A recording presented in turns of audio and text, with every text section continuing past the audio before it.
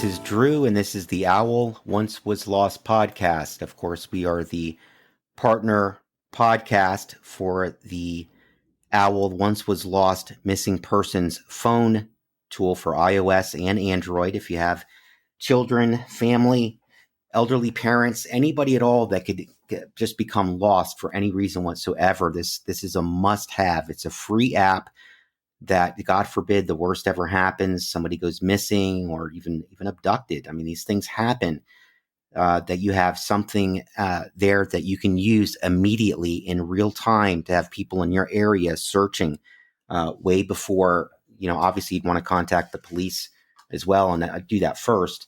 But it could take time for them to get search teams together or to get anybody out, any detectives out searching, or they might have specific laws in your state that prohibit them from doing something immediately, and you might have to wait a day, 2 days, who knows? So the point is, this is free. You can upload the information. We're growing each and every day, and that's what we do this podcast for. I'm not a professional voiceover guy. We just like to bring you some stories, in between any missing persons cases. And we do want to encourage you, if you guys have anybody that you know that's missing, to upload them to the Owl app, and we can also feature them here on the show. We just started asking for Patreon help just not too long ago on some episodes, and so I just wanted to thank, we're starting to get some people that understand that, this is a one-man show. So is the app, which is built by Nick Conway after an episode that he had with his own children getting lost in a store and him not being able to find them. So that's why he created this application. But I want to thank Amy L., Bill P., Sandra M., Rita M., Sean S., Lydia R., Deborah S., Liliana P., Donna M., and Tori W. for all helping out. So we only ask for $3 a month, and all of that goes to helping support the phone application to make sure that it's always there for you anytime that you would need it, day or night. We're always adding additional features in there as well. So, 100% of it, that's where it's going to go, is to help out for the phone application and also for the podcast, to make sure that we can bring you these stories. So we actually have two stories for you today. The first one is on the disappearance of Sydney West. Sydney West was born on July 11th of 2001 to her parents, Jay and Kimberly West. The family, which also includes her younger sister, lived in Pleasanton, California for the majority of Sydney's life before relocating to Chapel Hill, North Carolina in the late 2010s. Growing up, Sydney is described as being a sweet and goofy girl who wasn't afraid to be herself and let her true colors show. Those who knew her enjoyed her company, and her family says that she made life better for all of the people around her. She was also intelligent and well-spoken with a love of the environment, so much so that she convinced her mother to start composting, and this is attributed to her love of animals and the amount of time she spent outdoors. Volleyball was one of Sydney's passions, as well as she enjoyed living an active lifestyle. While attending Foothill High School in Pleasanton, she was known as a star member of the varsity team, and upon transferring to Chapel Hill's Carborough High School, she would become said school's varsity co-captain. She would eventually transition to playing beach volleyball in 2019 and 2020. Along with sports, Sydney was also interested in the arts. While she enjoyed writing and doing art, her favorite form of expression was music. She was known to attend open mic nights and would write, record, and perform her own music, which her father has since been uploading to SoundCloud. While Sydney might have appeared to have it all on the outside, she was known to struggle occasionally with her mental health. After graduating high school in 2019, she took a gap year where, according to blog posts written by her, she began experiencing bouts of depression on top of her anxiety. In August of 2020, Sydney moved back to California to begin classes at UC Berkeley. Her family helped her move into her dormitory, and while she had not declared a major, she showed a very strong interest in medicine, business, and biological sciences. She also joined the school's rowing team. However, According to her uncle, she was having trouble adjusting to college life, like so many of us did or do, with some sources reporting that Sydney eventually moved out of her dormitory and in with some friends in the San Francisco area. On September 29th of 2020, Jay and Sydney spoke on the phone, with Jay expecting to hear from his daughter the next day. However, that call would never come. Not much is known about the day Sydney disappeared. All that investigators have shared with the public is that she was last seen at approximately 6:45 a.m. on the morning of September 30th, 2020, near Crissy Field, which is a part of the Golden Gate National Recreation Area in San Francisco. It's known as a place where people go for outdoor activities such as biking, running, and yoga.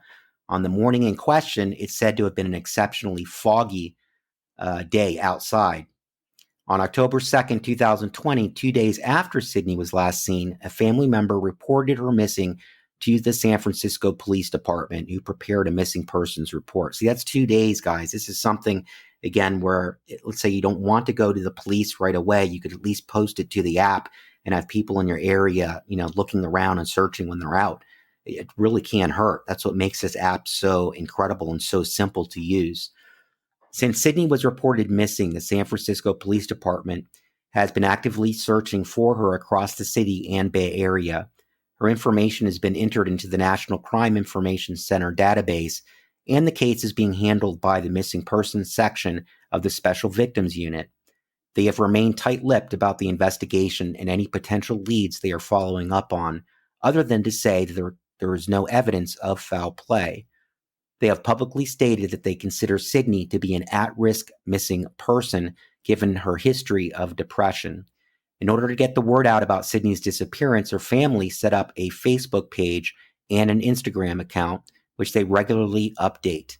As well, those who knew the missing girl have been spreading the word via their own social media accounts in the hope someone with information will come forward as to her whereabouts. According to those who live in the San Francisco area, there are flyers posted across the city featuring Sydney's image and description. The family has also hired a private investigator who is working alongside the San Francisco Police Department. The family is asking anyone who frequents the Golden Gate Bridge area, either on their commute to work or for physical activity, to come forward with any information they may have. They are particularly interested in learning if anyone saw anything suspicious on the morning Sydney went missing. The Orange County Sheriff's Office, which serves the Chapel Hill area in North Carolina, has also reached out to local residents, asking them to inform the authorities if they've had any contact with her. The West family has held numerous vigils for Sydney, which have occurred in both North Carolina and California. At these vigils, flyers are handed out along with masks and the hashtag Find Sydney West on them. Sydney, or Sid, S-Y-D, Sid West, went missing from the Crissy Field area of San Francisco, California on September 30th, 2020. She was 19 years old and was last seen wearing either black tights or black shorts, a teal hoodie, and dark green and black slip-on Vans shoes. She is said to have had a black backpack with her for a period of time, and she may or may not have been wearing prescription glasses. At the time of her disappearance, she was tall and of slim build, standing at 5'10" and weighing approximately 130 to 135 pounds. She has light brown hair that was either styled in a bun or a ponytail and blue eyes. Currently, the case is classified as at-risk missing person, giving Sydney's history of depression. If alive, she would still be 19 years old. Those with information regarding the case are asked to call or contact the San Francisco Police Department's tip line at 415-575-4444 or the family's private investigator at 925-705-8328.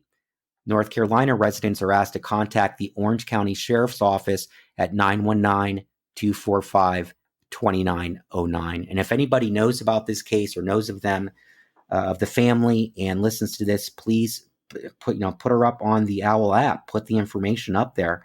And at least we'd have all the people that are already, and we're growing, like I said, each and every day. And that's thanks to all of you for your word of mouth and spreading this podcast to as many people as possible, where we can really hammer home the importance of the phone app. and for also referring the phone app to families that it's very important. So our next case is of Keeslyn Roberts. Keeslyn Noel Roberts was born on October 22nd of 1999 to her parents Shannon and Eric Roberts.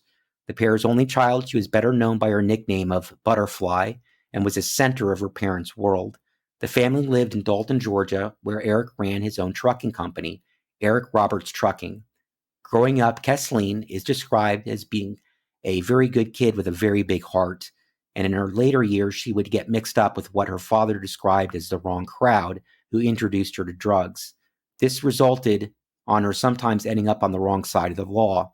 And in March of 2018, she was arrested and charged with 2 counts of possession of marijuana, possession of tools for the commission of a crime, and use of communication facilities in drug transactions. I imagine that must be meaning online transactions, and also for the possession and use of drug-related objects. Nearly 2 years later, in January of 2020, she was arrested and charged with the sale of methamphetamine. At the time of her disappearance in 2020, she was said to be living with her boyfriend in Chatsworth, Gordon County, Georgia. So this is very recent, guys. And again, I would urge anybody that knows her to upload her onto the Owl Once Was Lost app. So leading up to the disappearance on January 17th of 2020, Keeslyn was scheduled to attend a probation meeting with the Whitfield County Sheriff's Office in relation to her 2018 charges. She failed to attend the meeting, and thus a warrant for violation of probation was issued in her name. Keeslyn was last seen on January 18th of 2020 at the Flying J off I-75 at 288 Resaca Beach Boulevard in Resaca, Murray County, Georgia. According to a press release issued by the Gordon County Sheriff's Office, officers responded to a 911 call that day in regards to a suspicious female presumed to be Keeslyn at the truck stop. It's reported that she had entered an employee-only kitchen area where she had an altercation with an employee of the attached Denny's restaurant. She hastily left before officers arrived, but had left behind her backpack, which an employee handed over to police. And inside it were her wallet, debit card, ID, some cash, and her phone charger. There are some outlets that have stated that she told witnesses that she was at the truck stop because she had arranged a meeting with an unnamed male. However, this has not been elaborated on. On January 20th, 2020, her family was searching for her when they came upon her white Toyota Corolla parked in the far corner of the back parking lot of the Flying J. I don't know why her family would have had to find that, why the police couldn't have found her in the same parking lot of the Flying J.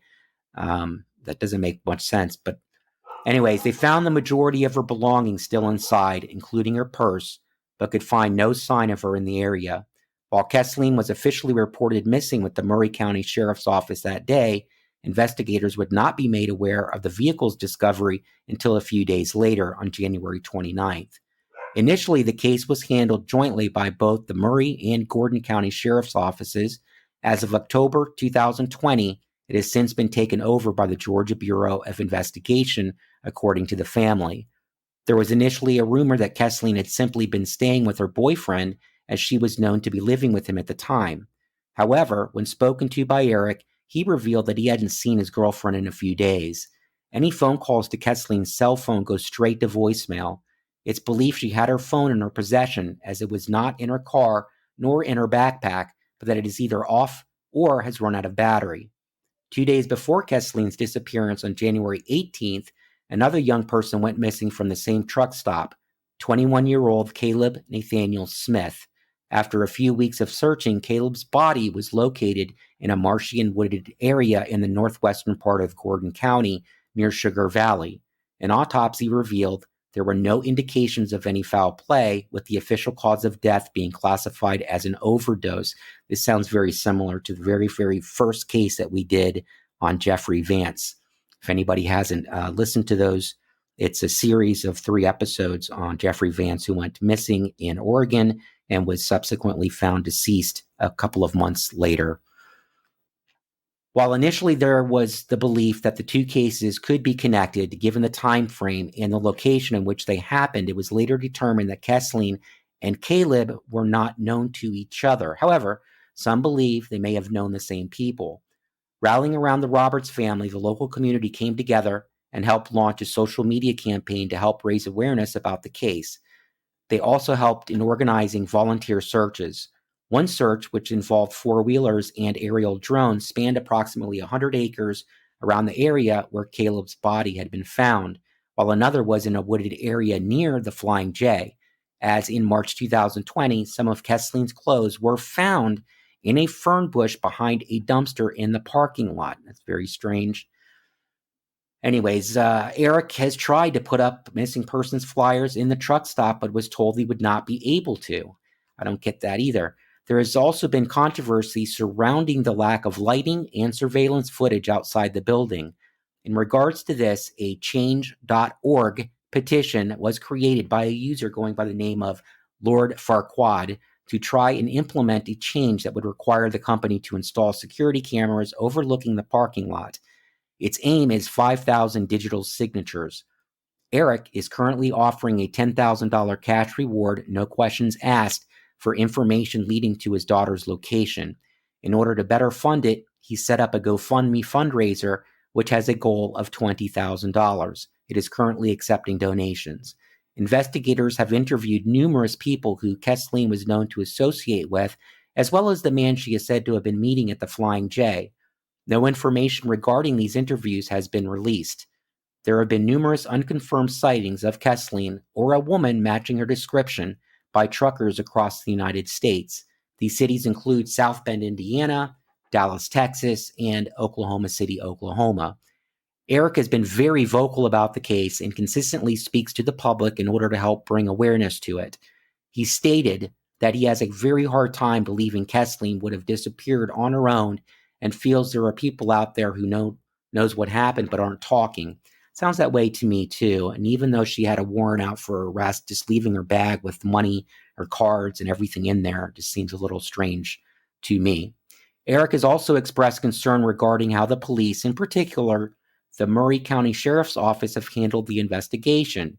He claims that Detective Eric White is not doing all he can to find his daughter, stating that the Sheriff's Office has not made an effort to obtain security footage from the Flying J or check Keeslyn's phone records. He also shared that he provided the detective with a list of possible persons of interest and other information, but feels the leads are not being investigated. Eric's fears are also shared by those on social media who feel investigators aren't taking the case seriously due to Keeslyn's criminal record. In celebration of Keeslyn's 21st birthday, the family held a candlelight vigil at the 11th Avenue Baptist Church in Dalton. Eric created the Missing Keeslyn Roberts Facebook page where he posts updates about the investigation and pleads with the public to come forward with any information they may have.